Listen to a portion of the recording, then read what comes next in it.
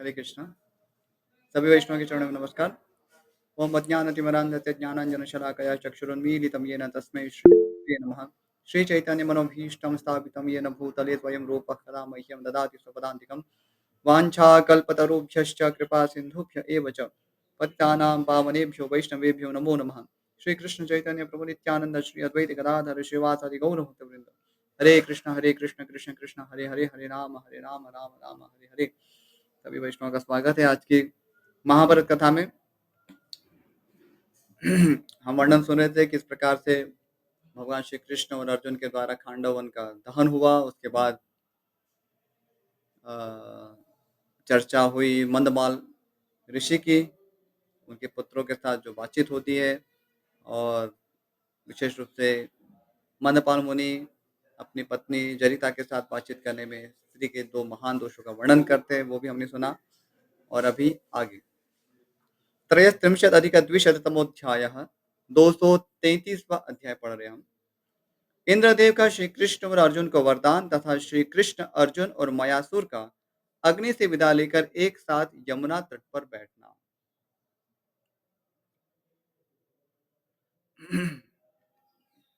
शीर्षक सुनकर कई बार प्रश्न हो सकता है कि इंद्रदेव कैसे भगवान श्री कृष्ण को वरदान दे रहे हैं। लेकिन ये समझना है कि भगवान श्री कृष्ण अभी एक मनुष्य लीला में है, इसलिए एक सोशल जो स्ट्रक्चर है वैदिक समाज में, तो भगवान श्री कृष्ण उसका सम्मान करते हैं। जैसे वे अपने गुरु सांदीपनि मुनि से शिक्षा ग्रहण करते, वैसे देवराज इंद्र यहाँ पर देवता के रूप में, देवों के अधिपति के रूप में, तो उनका भी सम्मान करते हैं। तो इस प्रकार से वैदिक कल्चर जो है वो सर्वत्र है, और भगवान श्री कृष्ण उसका सर्वत्र स्वयं आचरण करते हैं और अन्यों से भी यही अपेक्षा करते हैं। तो ऐसा प्रश्न ना हो कि जब तक हम यहाँ पर है, पृथ्वी पर है, तब तक हमें ये सब वैदिक कल्चर के नियम पालन करने, क्योंकि इससे हमें कुछ सहायता होगी। ऐसा नहीं है, ये सर्वत्र है, क्योंकि भगवान को प्रसन्न करने वाला विषय है। इसलिए आप कहीं भी लोक में यदि चले गए, यहाँ तक कि वैकुंठ में या गोलोक में भी चले जाएँगे, तो वहाँ पर भी यही कल्चर है। यही वर्णाश्रम कल्चर जो है, 4 वर्ण 4 आश्रम आपको वहाँ पर भी दिखेंगे। अस्तु आगे। मंदपाल बोले, मैंने अग्निदेव से यह प्रार्थना की थी कि वे तुम लोगों को दाह से मुक्त कर दें। महात्मा अग्नि ने भी वैसा करने की प्रतिज्ञा कर ली थी। अग्नि के दिए हुए वचन को स्मरण करके, तुम्हारी माता की धर्मज्ञता को जानकर और तुम लोगों में भी महान शक्ति है, इस बात को समझकर ही मैं पहले यहाँ नहीं आया। तो मनपाल मुनि अपने वहाँ नहीं आने का कारण बता रहे कि चूंकि आप स्वयं भी महान शक्तिमान हैं, अपने बच्चों को कह रहे हैं, और आपकी जो माता है वो भी धर्मज्ञा है, और इन्हीं कारणों मैं आपसे पृथक था।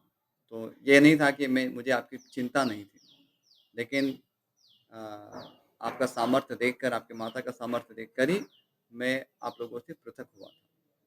ये एक हमारे लिए भी शिक्षा है कि हम ऐसा तुलना ना करें, क्योंकि कई बार होता है कि हम कथाओं को सुनते हैं, उसमें से अक्सर जो एक वीक पॉइंट होता है कहानी का, उसको हम अधिक ग्रहण करते हैं, जबकि उसका जो वास्तविक बोध है, उसको हम छोड़ देते हैं। तो यहाँ पर एक ऋषि की बात हो रही है। ऋषि अपनी तपस्या से भी किसी का पालन कर सकते हैं। जैसे महर्षि विश्वामित्र के प्रसंग में हुआ था, तो वे मेनका से में जो पुत्री उत्पन्न होती है शकुंतला, तो वे उसका त्याग करते हैं, लेकिन उनकी तपशक्ति उनके साथ होती है। तो ऋषियों के साथ मनुष्य की तुलना नहीं हो सकती है। यहाँ तक कि अ, शास्त्रों में कहा गया है कि न देव चरितम चरेत, तो देवताओं का भी हमें अनुकरण नहीं करना चाहिए, यहाँ तक कहा गया है। क्योंकि देवताओं में कुछ ऐसे आचरण हमें देखा जाता है। तो उदाहरणार्थ जैसे अ, ब्रह्मपुत्री सरस्वती के विषय में, तो ऐसा वर्णन आता है कि ब्रह्मा जी और सरस्वती देवी, यद्यपि वे उनकी पुत्री है, लेकिन उनके साथ उनका विवाह होता है। तो इस विषय में हम ऐसा तर्क नहीं कर सकते कि ये कैसे हुआ। तो क्या पृथ्वीलोक में ये इस प्रकार से मान्य है? ऐसा नहीं। तो वो कुछ विशेष परिस्थिति उत्पन्न हुई होगी जहाँ पर इस प्रकार से हुआ होगा और ये कोई सामान्य व्यक्तित्व नहीं है। तो किन कारणों से ऐसा हुआ है, धर्म की कितनी सूक्ष्मता है, तो वो महान धर्मज्ञ हैं, तो वो ऐसा कोई दोषपूर्ण आचरण नहीं करेंगे। तो यदि भी ऐसा कुछ हमें देखने में आता है तो हमें उसको ये समझ के नहीं उसको आचरण करना है क्योंकि ये ब्रह्मा जी ने ऐसा किया था, तो हमारे लिए भी वो आदर्श है। हो सकता है कि देवलोक में वो वो मान्य हो सकता हो, लेकिन यहाँ मनुष्य लोक में क्योंकि हम सभी का जो अधिकार है, उसके अनुसार ये मान्य नहीं है। तो अधिकार भेद है, उसके अनुसार भी वो उसमें तारतम्य देखा जाएगा। तो इस विषय में मैंने एक मध्व संप्रदाय के विद्वान हैं, उनसे भी चर्चा की थी कि ये क्या कोई अन्य कल्प की चर्चा है या इस कल्प की चर्चा है कि जहाँ पर प्रजापति ब्रह्मा अपनी पुत्री के साथ ही विवाह करते हैं, तो क्या इसको अन्य कल्प की चर्चा समझे? तो उन्होंने कहा कि नहीं, इसी कल्प की चर्चा है और उनका यही समाधान था कि ना देव चरितम चरेत, देवताओं का आचरण हमारे लिए प्रमाण नहीं है। जो वचन वो हमें कहते हैं, जो उनके जो उपदेश हैं, वही हमारे लिए मान्य है और जो उपदेश उनके कुछ कार्यों के साथ मेल नहीं खाते, उनके उपदेशों के साथ जो मेल नहीं खाते, तो वो हमारे लिए आचरण में लाने योग्य नहीं है। उदाहरणार्थ जैसे शिव जी हैं, बहुत सरलता से समझ सकते हैं। तो शिव जी है, वे हमें धर्म का उपदेश करेंगे, तो हम सुनेंगे, सही है? लेकिन वही शिव जी यदि अ, अपने शरीर पर भस्म श्मशान के भस्म धारण करते हैं, मुंडमाला धारण करते हैं, तो क्या हम इस आचरण को हम अनुकरण कर सकते हैं? कदापि नहीं। और और सरलता से समझना है तो भगवान शिव विषपान भी करते हैं, तो क्या हम उनके इस विषपान का अनुकरण करेंगे? नहीं। ना तो उनका जो वेश है, ना तो उनका जो विषपान करना है, इसका हम आचरण इसका अनुकरण नहीं कर सकते। इसलिए कहा जाता है, ईश्वराणां वचः सत्य तेषाम् आचरणं क्वचित् यत् स्ववचो युक्तम विद्वान तत् समाचरेत्। तो ये श्रीमद् भागवत के एकादश स्कंद में ये वचन आता है।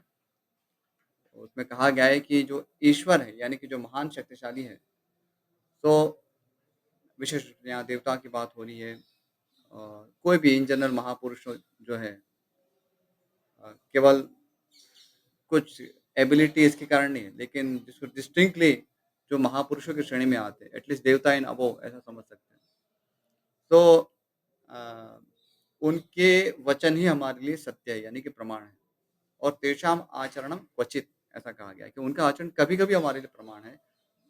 तो इसको स्पष्ट करते हैं कि जब उनका आचरण है स्ववचो युक्तम, तो उनका आचरण जब अपने ही वचन यानी कि उपदेशों के साथ मेल खाता हो, तब वो हमारे लिए प्रमाण है और बुद्धिमान सत् समाचरेत्, जो बुद्धिमान व्यक्ति उसका आचरण करे अच्छी तरह से।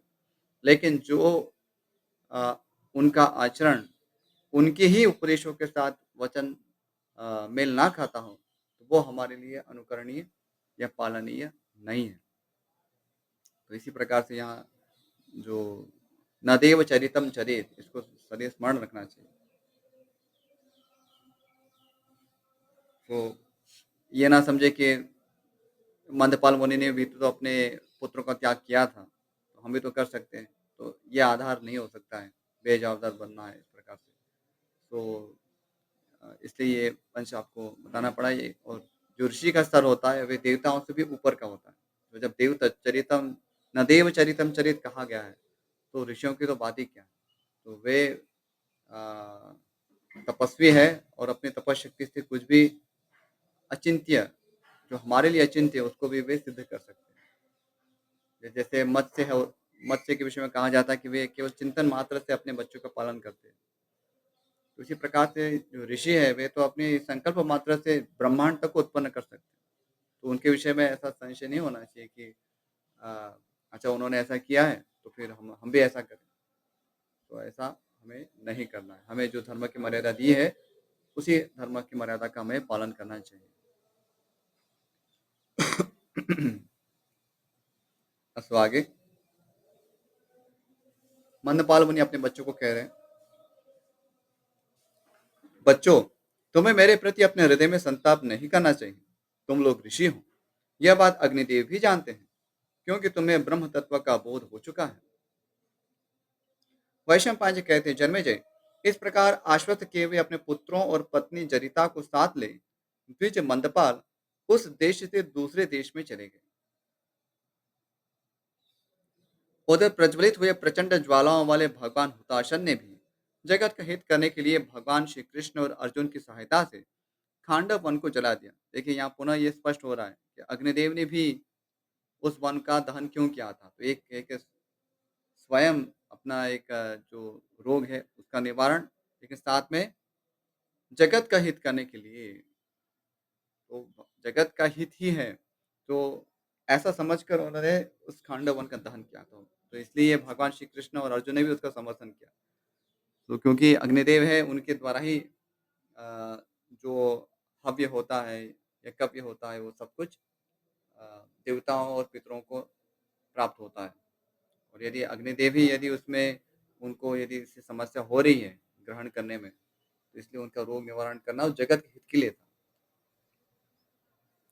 इसलिए नीति शास्त्र में कहा गया है कि सन्निमित्ते वरम त्यागो विनाशे नियते सती, यानी कि एक महान उद्देश्य के लिए यदि त्याग करना पड़े तो हमें वो श्रेष्ठ श्रेष्ठ जानकर करना चाहिए। वरम त्याग श्रेष्ठ कहा गया क्योंकि विनाशे नियते सती, क्योंकि विनाश निश्चित है। हर किसी जीव का विनाश निश्चित ही है। तो क्यों ना एक महान उद्देश्य के लिए इस जीवन का हमें प्रयोग करें। तो ये भावना सर्वत्र है। और यहाँ पर जो अग्निदेव का भी जो खांडव वन को दहन करना है, उसको इसी कॉन्टेक्स्ट में समझना चाहिए। ये कोई सामान्य व्यक्तित्व नहीं है। यद्यपि कई बार हमें देवताओं में भी कई बार कुछ दोष दिखता है, लेकिन इसके संदर्भ में भी अन्यत्र भागवत में बताया गया है कि तेजी यसाम न दोषाय। तो वहाँ पर भी कहा गया कि जो तेजस्वी लोग हैं, उनमें उनमें वो जो दोष है, जो दिखता है, वस्तुतः उस पे ज़्यादा उसको गंभीरता से नहीं लेना चाहिए। क्योंकि कहा गया है कि जैसे अग्नि का ही उसमें दृष्टांत दिया गया है। अग्नि जैसे उसमें कोई भी वस्तु मलिन डाली भी जाए तो भी अग्नि अपने प्रभाव से सबको शुद्ध कर देता है, जला देता है। तो उसी प्रकार से जो तेजस्वी पुरुष है, उनमें यदि कुछ दोष है भी, तो उसको बहुत हमें अ, संसार में फैलाने की आवश्यकता नहीं, या उसके लिए उनकी निंदा करने की आवश्यकता नहीं, क्योंकि वे स्वयं ही अपने दोष को सुधार लेते हैं, क्योंकि वे तेजस्वी लोग हैं। यदि हम उनका अनुकरण करने जाएँगे, तो हम उससे उल्टे मुँह गिरेंगे और उससे हमें और हानि होगी। और तेजस्वी पुरुष का अर्थ ऐसा नहीं कि जिसके पास ज़्यादा पैसा है या ज़्यादा मसल्स है, हाथ में बॉडी बिल्डर है, इसकी बात नहीं हो रही। जो धर्म के विषय में, तपस्या के संदर्भ में जो बड़े हैं, ज्ञान में उन्नत हैं, तो ऐसे जो तेजस्वी लोग हैं, उनमें यदि कभी-कभार दोष दिख भी जाता है, तो उसको बहुत हमारे लिए शिक्षा ग्रहण करना चाहिए कि हमें ऐसा नहीं करना है, और पर उसको देवताओं के संदर्भ में या ऋषियों के संदर्भ में इसको इतनी गंभीरता से नहीं लेना है, क्योंकि वे स्वयं भी अपने दोष को समझते हैं, क्योंकि वो ज्ञानी पुरुष है और उसको सुधार लेंगे। उनको संकेत देने से भी समझ जाएँगे। हमारी तरह नहीं होंगे, नहीं, नहीं मैंने कुछ नहीं किया और संसार से छुपाते फिरेंगे। तो वैसे उनका व्यक्तित्व नहीं है, इसलिए वे वो उस पोज़ीशन में हैं, देवता हैं, ऋषि हैं, हमारी तरह नहीं। आगे, वहाँ मज्जा और मेद की कई नहरें बह चली और उन सबको पीकर अग्निदेव पूर्ण तृप्त हो गए। तत्पश्चात उन्होंने अर्जुन को दर्शन दिया। उसी समय भगवान इंद्र मरुदगण एवं अन्य देवताओं के साथ आकाश से उतरे और अर्जुन तथा श्री कृष्ण से इस प्रकार बोले। देवराज इंद्र कह रहे हैं, भगवान श्री कृष्ण और अर्जुन को संबोधित कर रहे हैं, आप दोनों ने यह ऐसा कार्य किया है जो देवताओं के लिए भी दुष्कर है। मैं बहुत प्रसन्न हूँ। इस लोक में मनुष्य के लिए जो दुर्लभ हो, ऐसा कोई वर आप दोनों मांग लें। तो वे वहाँ पर अत्यंत प्रसन्न है भगवान श्री कृष्ण और अर्जुन के इस साहसपूर्ण कार्य से, कि उन्होंने जगत के हित के लिए कार्य किया है, और वो भी बहुत ही दुस्साहसपूर्ण था, क्योंकि देवताओं का विरोध करके भी कुछ संपादित करना, वो तो बहुत कठिन कार्य है। और इसलिए प्रसन्न होकर, क्योंकि वहाँ अर्जुन भी है, निज पुत्र हैं, इसलिए वे वरदान देना चाहते हैं। आगे तब अर्जुन ने इंद्र से सब प्रकार के दिव्यास्त्र मांगे। तो अर्जुन भी ये मौका खोना नहीं चाहते थे। स्वयं देवराज इंद्र जब वरदान दे रहे तो वे अर्जुन तो एक महान वैष्णव है और सबके प्रति करुणा रखते हैं, है ना? तो इसलिए उन्होंने जगत के हित के लिए भगवान इंद्र से वो वरदान मांग रहे, सारे दिव्यास्त्र मांगे। महातेजस्वी इंद्र ने उन अस्त्रों को देने के लिए समय निश्चित कर दिया। तो उन्होंने वो ग्रांट किया कि आपको ये सारे दिव्यास्त्र मिल जाएंगे, लेकिन एक समय पे मिलेंगे। इस समय तुरंत नहीं, इसका एक समय होगा। वे बोले, पांडुनंदन, जब तुम पर भगवान महादेव प्रसन्न होंगे, तब मैं तुम्हें सब प्रकार के अस्त्र शस्त्र प्रदान करूंगा। गुरुनंदन, वह समय कब आने वाला है, इसे भी मैं जानता हूँ। तुम्हारे महान तप से प्रसन्न होकर मैं तुम्हें संपूर्ण आग्नेय तथा सब प्रकार के वायव्य अस्त्र प्रदान करूंगा। तो यहाँ ऐसा नहीं है कि केवल एक ही आग्नेय अस्त्र होता है या एक ही वायव्य अस्त्र अस्त्र होता है। तो आग्नेय अस्त्र भी कई प्रकार के होते हैं, वायव्य अस्त्र भी कई प्रकार के होते हैं। इसे समझना चाहिए, क्योंकि इसमें अलग-अलग प्रकार की शक्ति होती है। जैसे आप एक ही मिसाइल लेंगे, तो उसमें भी कैटेगरी होती है ना कि ये मिसाइल है, अमुक उसका नाम है, लेकिन इसमें वर्ज़न 1 है, इसमें वर्ज़न 2 है, इसमें वर्ज़न 3 है। अलग-अलग मॉडल होता है। तो एक ही नाम होता है लेकिन अलग-अलग मॉडल होते हैं। तो इसी प्रकार से यहाँ आग्नेयास्त्र की जहाँ बात हो रही है, तो अनेक आग्नेयास्त्र होते हैं, उसमें अलग-अलग मॉडल होते हैं, सबकी शक्ति अलग होती है। वायव्यास्त्र भी इसी प्रकार से है, तो इसको इस प्रकार से समझना है। आगे, भगवान श्री कृष्ण ने भी यह वर माँगा कि अर्जुन के साथ मेरा प्रेम निरंतर बढ़ता रहे।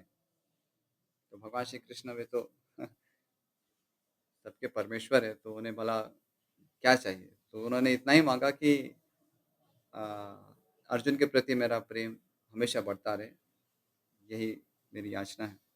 इंद्र ने परम बुद्धिमान श्री कृष्ण को वह वर दे दिया।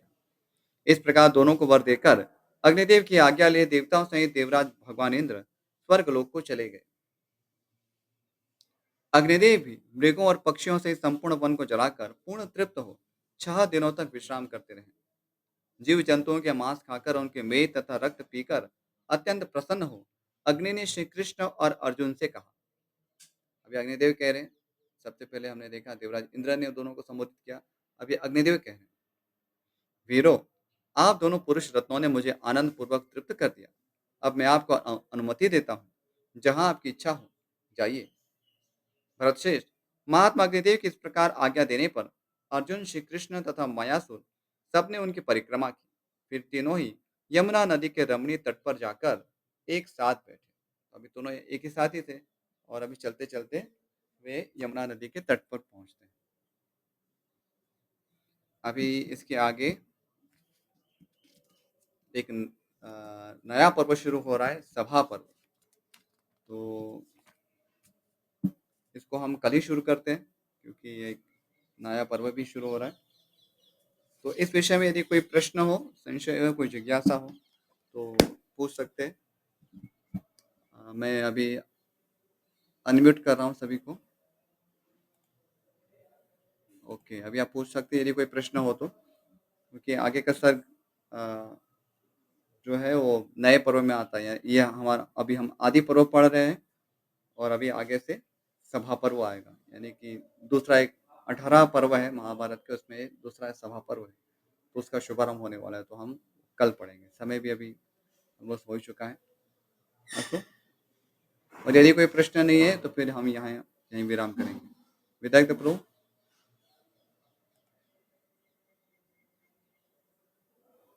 ओके, कहीं व्यस्त लग रहे।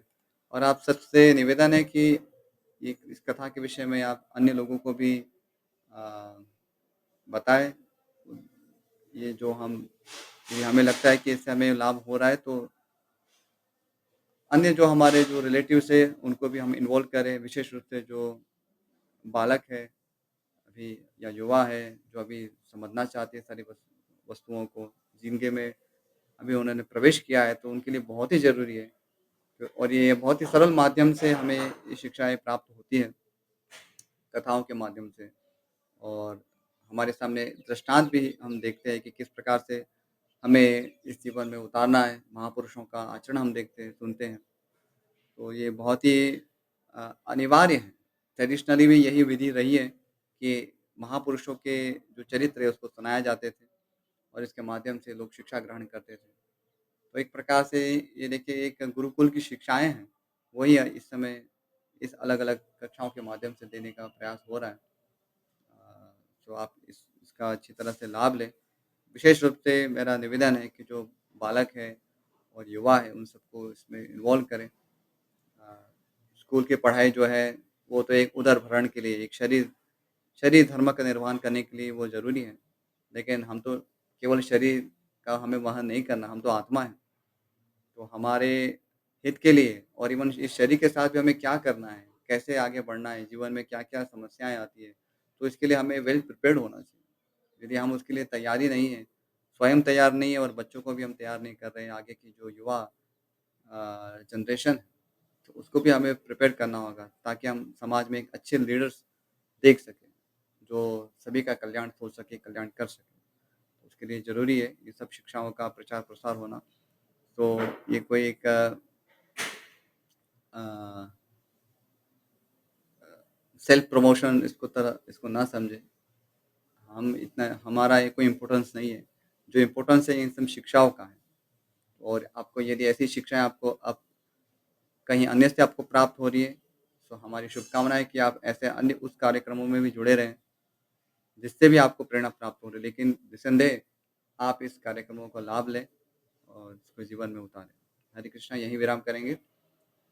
वाञ्छाकल्पतरुभ्यश्च कृपा सिन्धुभ्य एव च पतितानां पावनेभ्यो वैष्णवेभ्यो नमो नमः। श्रीमद् महाभारत ग्रंथ की जय, महर्षि वेदव्यास की जय, श्रीमान गणपति देव की जय, Srila Prabhupada. Hare Krishna. Thank you for joining.